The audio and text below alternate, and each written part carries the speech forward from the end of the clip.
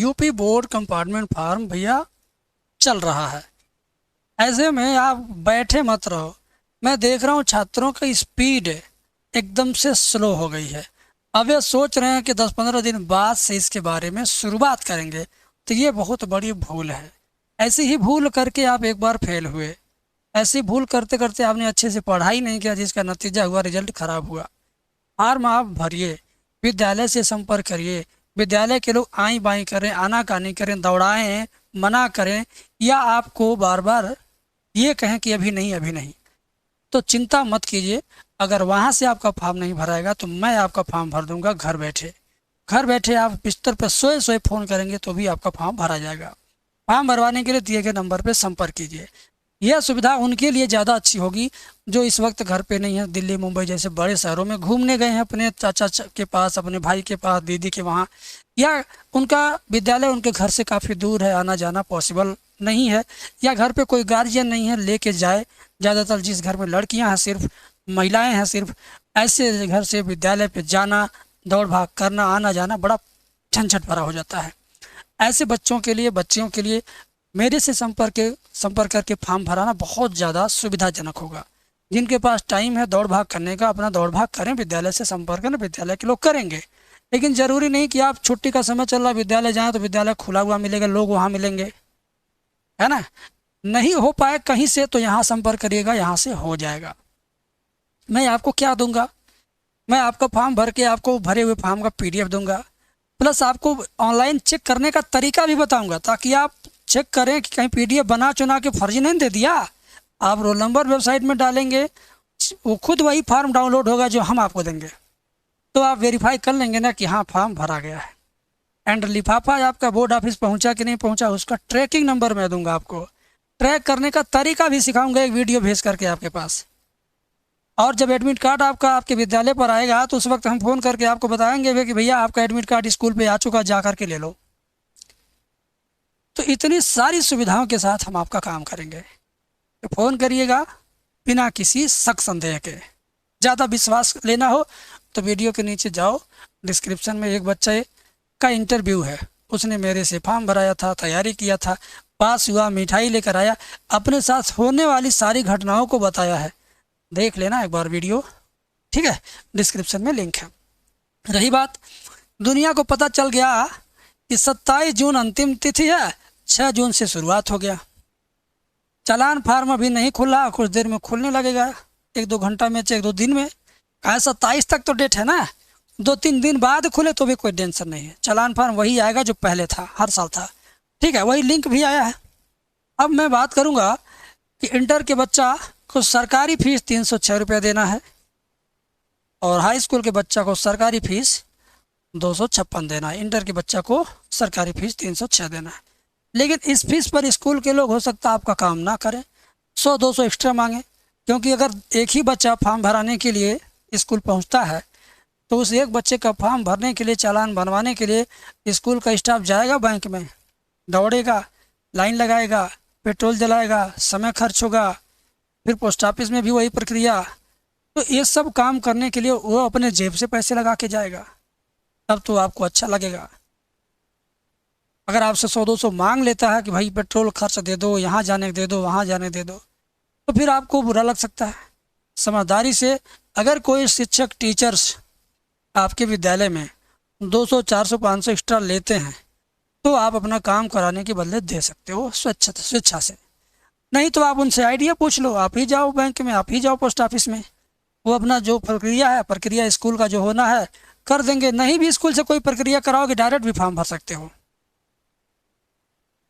School से कराना अनिवार्य नहीं लिखा है कहीं भी, ना चालान पर, ना ही ऑफिशियल वेबसाइट पर, ठीक है।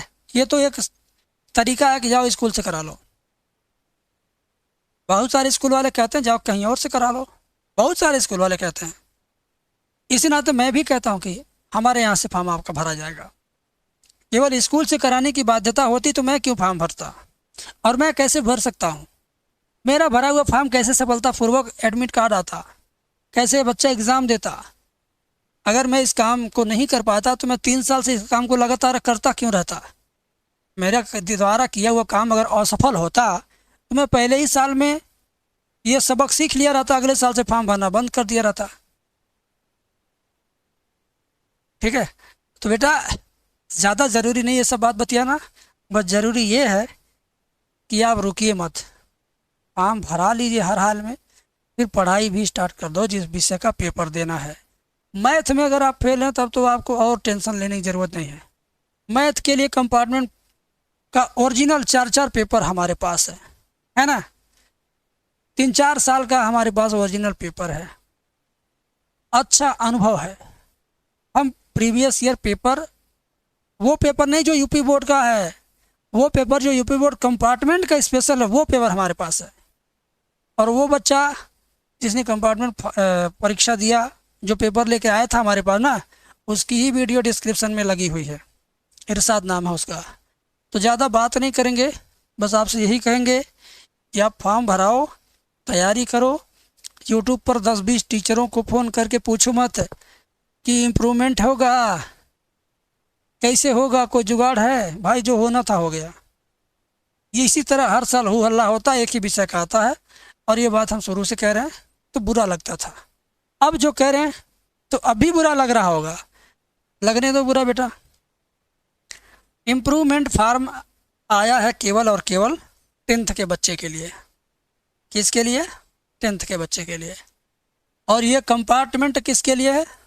12th के लिए। ठीक है ना, 10th का बच्चा या तो इम्प्रूवमेंट दे या तो कंपार्टमेंट दे, लेकिन 10th वाला भी एक ही विषय में देगा, इंटर वाला एक विषय में देगा, केवल कंपार्टमेंट। ठीक है, चलो बातें तो बहुत सारी हैं। अगर आपको चेक करना है कि कंपार्टमेंट आप में आपका रोल नंबर उठाएगा कि नहीं उठाएगा, तो गूगल में सर्च करो सरकारी वर्दी कंपार्टमेंट, ये 3 शब्द लिख के सर्च करोगे, तुम्हारे सामने ये साइट आएगा।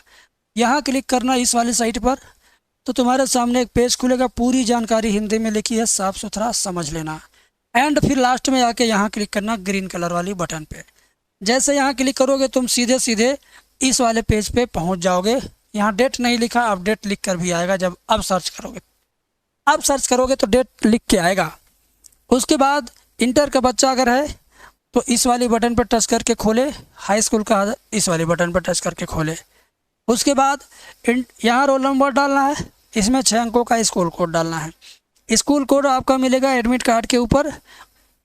तो स्कूल कोड न लेकर के आप पंजीकरण संख्या में शुरुआत का 6 अंक लीजिएगा, यही वाला डालेंगे आप यहाँ पर, तभी आपका फार्म खुलेगा, नहीं तो नहीं खुलेगा। अगर आप सही डालते हैं, गेट डाटा क्लिक करते हैं, बोलता कि रिकॉर्ड नॉट फाउंड है, तब समझना कि आप कंपार्टमेंट फॉर्म नहीं भर पाएंगे। और अगर सही डालने पर खुल जाता फार्म, तो सोच लेना कि आपका फार्म भराएगा, हर हाल में भराएगा। और जिन लोगों ने फॉर्म भर दिया, वे लोग अगर दोबारा यही काम करेंगे तो कहेगा डुप्लीकेट रोल नंबर। मतलब एक बार हो चुका, दोबारा डालोगे तो डुप्लीकेट बताएगा ना। एक पीस का जब दूसरा पीस बनता तभी ना डुप्लीकेट कहलाता है। तो वही बात, एक बार रोल नंबर घुस गया, फार्म भरा गया, दोबारा वही भरोगे तो कहेगा ना डुप्लीकेट भरने जा रहे हो क्या, तो डुप्लीकेट हो जाएगा आपका। अगर दोबारा कोशिश करोगे तो डुप्लीकेट बताएगा, होगा नहीं, सिर्फ बताएगा। ठीक है, तो कुल मिला जुला करके बेटा फॉर्म भरने के बाद इस तरीके का प्रारूप आएगा। ये इंटर के बच्चे का मैंने फॉर्म भर दिया, अभी लोग भरना शुरू कर रहे हैं 6 तारीख से। हमने भर दिया इस बच्चे का 3 तारीख को, देख लो यहाँ डेट है, देख लो डेट, हमने 3 तारीख को ही भर दिया। अब कहोगे 6 तारीख से भरा, आपने 3 तारीख कैसे भर दिया? अरे भाई, जो लिंक उन्होंने दिया था वो लिंक मेन पेज पे नहीं थी, वो लिंक साइड में थी, सभी को दिख नहीं रही थी। 15 दिन बीत गए, जब पता चला तो लोगों ने फॉर्म भरना शुरू किया, हमने भी भरना शुरू किया। बोर्ड ऑफिस से शिकायत हुई, बोर्ड ऑफिस ने अपनी गलती मानी, फिर से उन्होंने डेट टाइम दिया और मेन पेज पे लगाया। तो जिन्होंने फॉर्म भर दिया 2 तारीख 3 तारीख को, वे घबराया नहीं। उनको अगर चेक करना कि सही से भराया कि नहीं भराया, तो वो उसके लिए क्या करेंगे मैं उपाय बताता हूँ। अगर आप फॉर्म भर चुके 2 को 3 को ही, तो आप यहाँ टच करना, अपना आवेदन पुनः डाउनलोड करें। इस वाले में अपना रोल नंबर डालोगे जब ना, और फिर डाटा डाउनलोड करोगे अपना, तो आपका भराया वही फार्म आ जाएगा। तो आप खुश हो जाना कि भाई 6 तारीख वाली लिंक में आपका भरा हुआ फार्म दिखा रहा है। इसका मतलब क्या हुआ, यूपी बोर्ड ने आपका फार्म लिया है, तभी ना आपको दे रहा है कि लो डाउनलोड करो।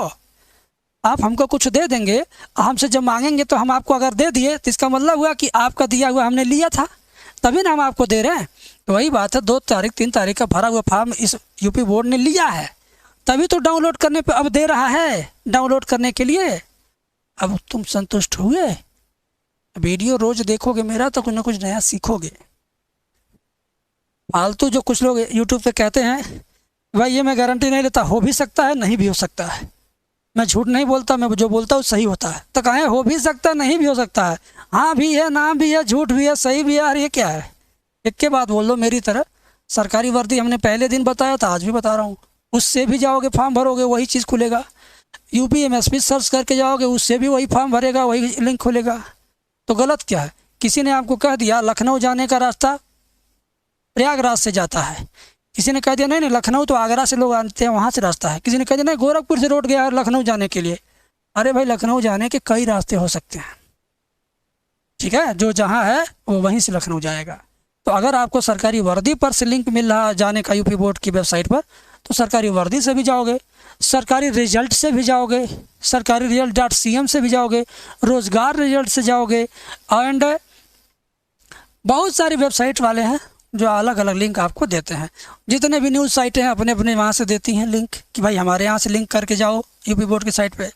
कोई भी लिंक देगा घुमा फिरा के ऑफिशियल यूपी बोर्ड की साइट पर ही आएगा, ठीक है।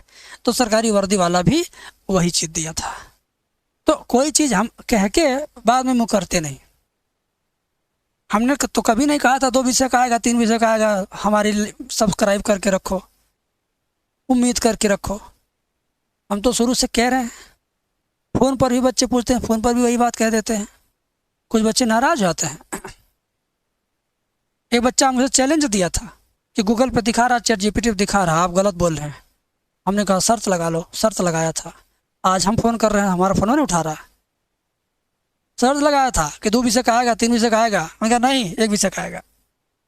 आज उसका फ़ोन नहीं उठ रहा, हमारा नंबर ब्लॉक कर दिया लगता है।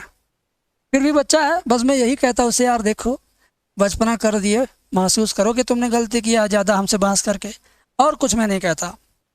मैं जानता हूँ यार छात्र जीवन और छात्र वाली उम्र हमेशा उबाल में रहती है, पसीना उबलता रहता है, खून उबलता रहता है, ज़रा सा भी सब्र नहीं है, ठीक है। तो ये उम्र क्या बात है, ठीक है।